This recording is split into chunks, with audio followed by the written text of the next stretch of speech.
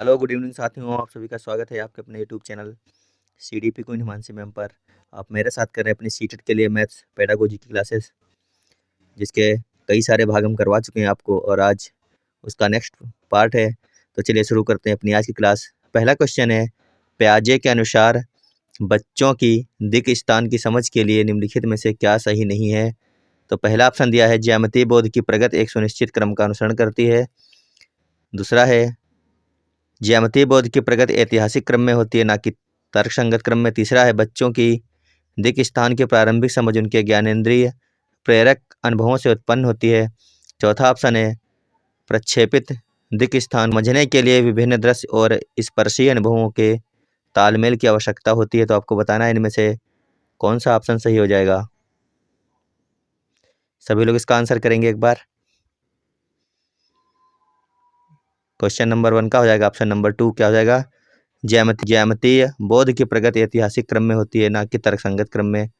तो इसका यही ऑप्शन जो है वो सही है, क्योंकि गणित जो है वो ऐतिहासिक क्रम में नहीं होती है, यानी ऑप्शन नंबर बी इसका सही। इसमें भी ये पूछा गया है क्या सही नहीं है, तो इसका ऑप्शन नंबर बी सही हो जाएगा। देखते हैं अगला क्वेश्चन।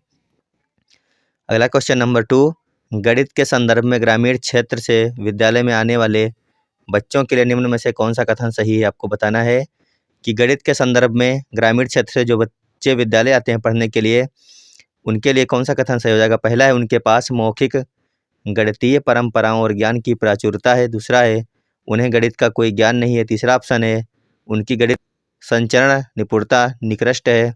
तीसरा है, उन्हें विधिवत गणित सीखने की कोई आवश्यकता नहीं है, क्योंकि वह उनके काम नहीं आएगा। तो बताइए इनमें से कौन सा ऑप्शन हो जाएगा क्वेश्चन नंबर 2 का।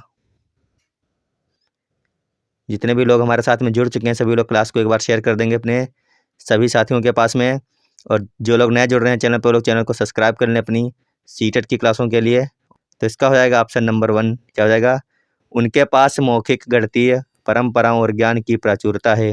ऑप्शन नंबर 1 इसका बिल्कुल सही आंसर हो जाएगा। देखते हैं क्वेश्चन नंबर 3, निम्नलिखित में से कौन सा कथन विद्यार्थियों द्वारा गणित में की गई अशुद्धियों के समसामयिक निरीक्षण पर प्रकाश नहीं डालता है। पहला ऑप्शन है, वे अधिगम का हिस्सा हैं। दूसरा है, वे जानकारी प्राप्त करने का मूल्यवान स्रोत हैं। तीसरा है, वे अध्यापिका का उसकी कक्षाओं की आयोजना तैयार करने में मार्गदर्शन कर सकती हैं। तीसरा है, उन्हें अनदेखा कर देना चाहिए। तो आप बताइए इनमें से कौन सा ऑप्शन सही हो जाएगा। कौन सा कथन विद्यार्थियों द्वारा गणित में की गई अशुद्धियों के समसामयिक निरीक्षण पर प्रकाश नहीं डालता है। तो इसका हो जाएगा ऑप्शन नंबर डी, क्या हो जाएगा, उन्हें अनदेखा कर देना। ये बिल्कुल ही गलत बात है, यही जो है इसका आंसर सही हो जाएगा। देखते हैं अगला क्वेश्चन। अगला क्वेश्चन है, निम्नलिखित कथन में से गणित के संदर्भ में कौन सा सही है। पहला है, गणित एक उपकरण है। दूसरा है, गणित एक प्रकार की कला है। तीसरा है, गणित एक भाषा है। तो आपको बताना है इनमें कौन सा ऑप्शन सही हो जाएगा। पहला ऑप्शन है बी और सी, दूसरा है केवल ए, तीसरा है ए बी सी और चौथा है डी, मतलब कि ए और बी। तो बताइए कौन सा ऑप्शन सही है इनमें से। तो इसका हो जाएगा ऑप्शन नंबर सी, ए और बी और सी, ए बी सी, यानी कि तीनों इसमें सही हैं। देखते हैं अगला क्वेश्चन। क्वेश्चन नंबर 5 है, गणितीय अधिगम के निम्नलिखित में से कौन सा कथन सही है। आपको बताना है गणितीय अधिगम के निम्नलिखित में से कौन सा कथन सही हो जाएगा। तो सभी लोग एक बार आंसर करेंगे। क्वेश्चन नंबर 5 का सभी लोग आंसर कीजिए, कौन सा कथन सही है क्वेश्चन नंबर 5 का, बताइए सभी लोग। तो इसका हो जाएगा, प्रत्येक व्यक्ति गणित सीख सकता है और उसमें सफल हो सकता है। यही कथन इसका सही हो जाएगा, यानी ऑप्शन नंबर डी इसका बिल्कुल सही आंसर। देखते हैं अगला क्वेश्चन। अगला क्वेश्चन है, अनुपात और समानुपात प्रत्यय को समझने के लिए आनुपातिक विवेचन की भूमिका का उजागर किया था। आपको बताना है कि अनुपात और समानुपात प्रत्यय को समझने के लिए आनुपातिक विवेचन की भूमिका का उजागर किया गया था, किसके द्वारा किया गया था, आपको ये बताना है। तो बताइए सभी लोग, ऑप्शन देखिए और आंसर कीजिए एक बार।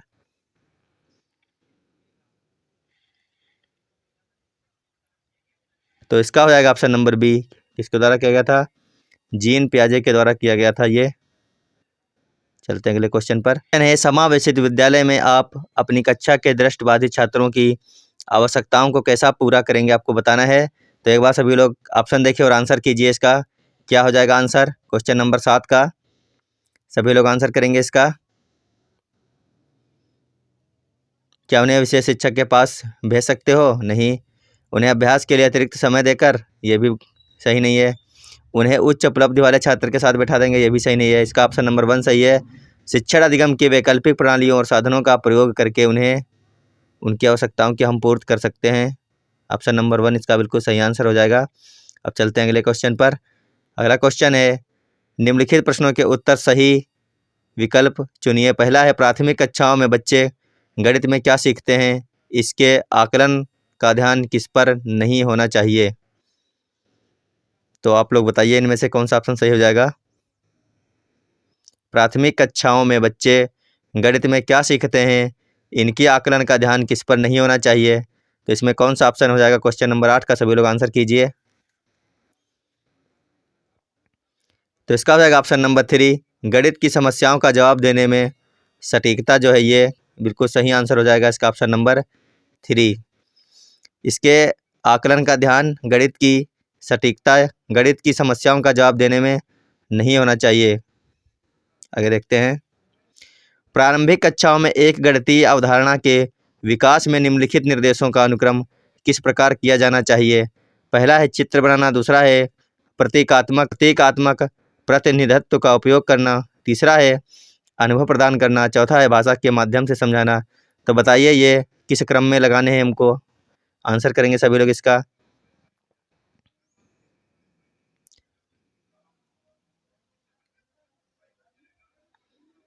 तो इसका आंसर है ऑप्शन नंबर 2 क्या हो जाएगा? अनुभव प्रदान करना है, फिर भाषा के माध्यम से समझाना है, उसके बाद में चित्र बनाना है, उसके बाद में उन्हें प्रयोग करवाने हैं यानी कि प्रतीकात्मक ढंग से समझाना है। तो ऑप्शन नंबर 2 इसका बिल्कुल सही हो जाएगा। देखते हैं आगे। अगला क्वेश्चन है एक बच्चे ने नीचे दिखाए अनुसार दो संख्याएं घटाई है। ये देखिए उसने क्या सही तरीके से घटाया है, नहीं घटाया है सही तरीके से। तो आपको बताना है निम्नलिखित में से कौन सा कथन बच्चे के घटाव सीखने का बोध करता है? तो बताइए इनमें से कौन सा ऑप्शन सही हो जाएगा।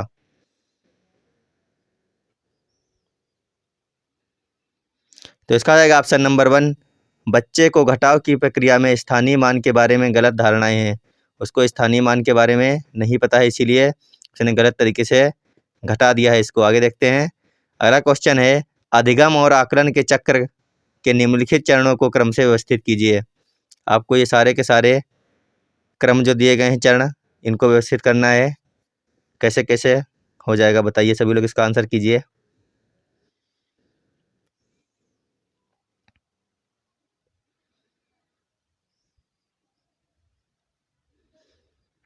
तो इसका हो जाएगा ऑप्शन नंबर 1। इसका ऑप्शन नंबर 1 बिल्कुल सही है।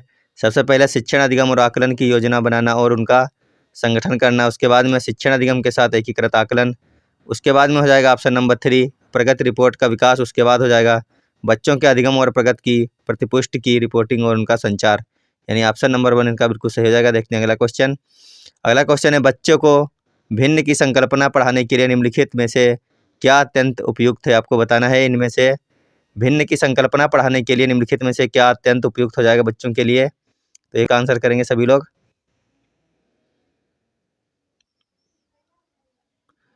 तो भिन्न की संकल्पना पढ़ाने के लिए सबसे उपयुक्त हो जाएगा इनमें से कीजिनियन छड़ें जो हैं बिल्कुल उपयुक्त इसका हो जाएगा। ऑप्शन नंबर 4 बिल्कुल सही आंसर है इसका। आगे देखते हैं।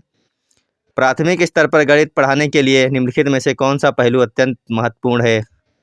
तो बताइए इनमें से कौन सा ऑप्शन ऐसा है कि प्राथमिक स्तर पर गणित पढ़ाने के लिए अत्यंत महत्वपूर्ण हो जाएगा।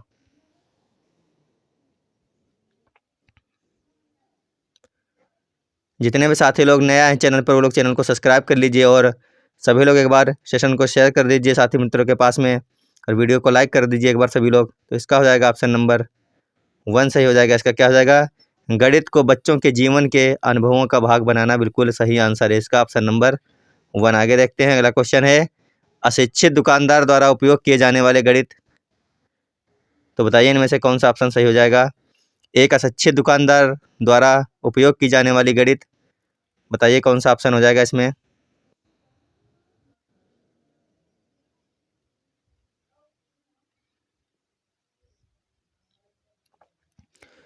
तो इसका हो जाएगा ऑप्शन नंबर 4 क्या हो जाएगा, अशिक्षित दुकानदार द्वारा उपयोग की जाने वाली गणित की संबंधित समस्याओं को हल करने में वैकल्पिक रणनीति के रूप में कक्षाओं में शिक्षकों द्वारा चर्चा की जानी चाहिए, यानी ऑप्शन नंबर 4 इसका बिल्कुल सही आंसर हो जाएगा। देखते हैं अगला क्वेश्चन। अगला क्वेश्चन है, गणित के शिक्षण अधिगम पर निम्नलिखित में से किसका प्रभाव होने की संभावना न्यूनतम है।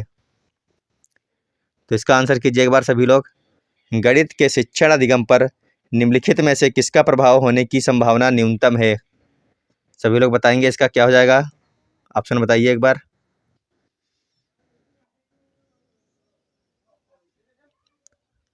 इसका आंसर कीजिए आप लोग, जल्दी जल्दी से कीजिए आंसर।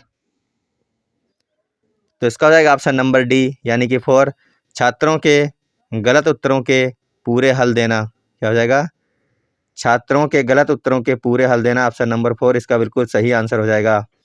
देखते हैं अगला क्वेश्चन। अगला क्वेश्चन है, गणित में सीखने के प्रतिफल इसलिए विकसित किए गए हैं ताकि, आपको बताना है कि गणित में सीखने के प्रतिफल क्यों विकसित किए गए हैं। पहला ऑप्शन है, गणना के लिए बच्चों को लघु विधियां बताई जाएं। दूसरा है, विभिन्न शैक्षणिक सर्वेक्षणों में बच्चों की उपलब्धि बढ़ाई जाए। तीसरा है, बच्चों द्वारा हासिल की जाने वाली कक्षावार दक्षता और कौशल को परिभाषित किया जाए। चौथा ऑप्शन है, वर्ष की अंत परीक्षाओं के लिए बच्चों को तैयार किया जाए। तो इनमें से कौन सा ऑप्शन सही हो जाएगा, आपको बताना है। तो इसका जिन लोगों ने ऑप्शन नंबर 3 सेलेक्ट किया है उनका हो जाएगा बिल्कुल सही, बच्चों द्वारा हासिल की जाने वाली कक्षावार दक्षता और कौशल को परिभाषित किया जाए।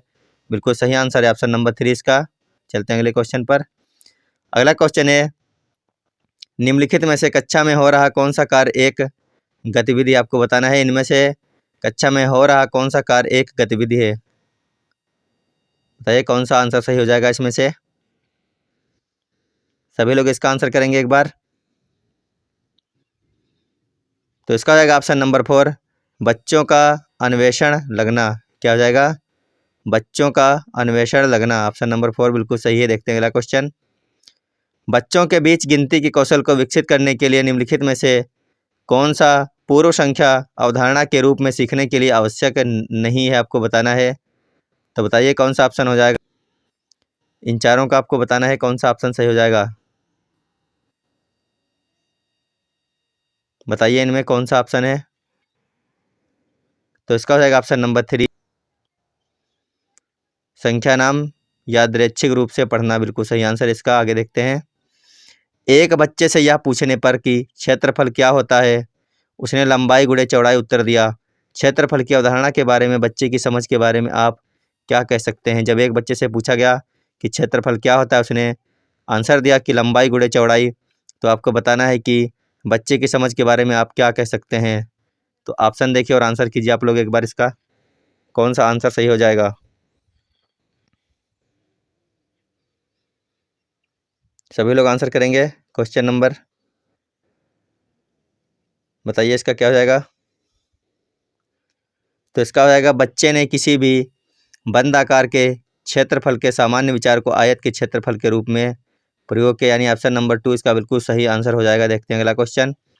अगला क्वेश्चन है, गणित सीखने के संबंध में निम्नलिखित में से कौन सा कथन सत्य है। तो इसको बताना है आपको कि गणित सीखने के संबंध में इनमें से कौन सा कथन सही है। सभी लोग आंसर करेंगे इसका। गणित सीखने के संबंध में निम्नलिखित में से कौन सा कथन सत्य हो जाएगा। तो इसका ऑप्शन नंबर 3 हो जाएगा। क्या हो जाएगा, हर कोई गणित सीख सकता है, ऑप्शन नंबर 3 बिल्कुल सही आंसर है इसका, कि हर कोई गणित सीख सकता है। आगे देखते हैं। अगला क्वेश्चन है, पाइथागोरस प्रमेय को सिखाने के लिए एक शिक्षक ने एक शीट वितरित की है जिस पर समकोण वाले 4 त्रिभुजों को खींचा गया था और बच्चे को त्रिभुज की भुजाओं के बीच संबंध खोजने के लिए कहा जाता है। उपर्युक्त परिस्थिति में शिक्षक ने प्रयोग किया है आगमन विधि, निगमन विधि, व्याख्यान विधि या फिर प्रयोगशाला विधि। तो बताइए, पाइथागोरस प्रमेय को सिखाने के लिए एक शिक्षक ने शीट वितरित की थी जिस पर समकोण वाले 4 त्रिभुजों को खींचा गया था और बच्चे को त्रिभुज की भुजाओं के बीच संबंध खोजने के लिए बताया गया था। तो इसमें कौन सी विधि हो जाएगी। तो इसका हो जाएगा ऑप्शन नंबर 1। कौन सी विधि है ये, आगमन विधि। कैसी है, आगमन विधि है ये, ऑप्शन नंबर 1 बिल्कुल सही है। आगे देखते हैं। अगला क्वेश्चन है, निम्नलिखित में से कौन सा कथन संकल्पना मानचित्र के बारे में सत्य नहीं है। सभी लोग इसका आंसर करेंगे।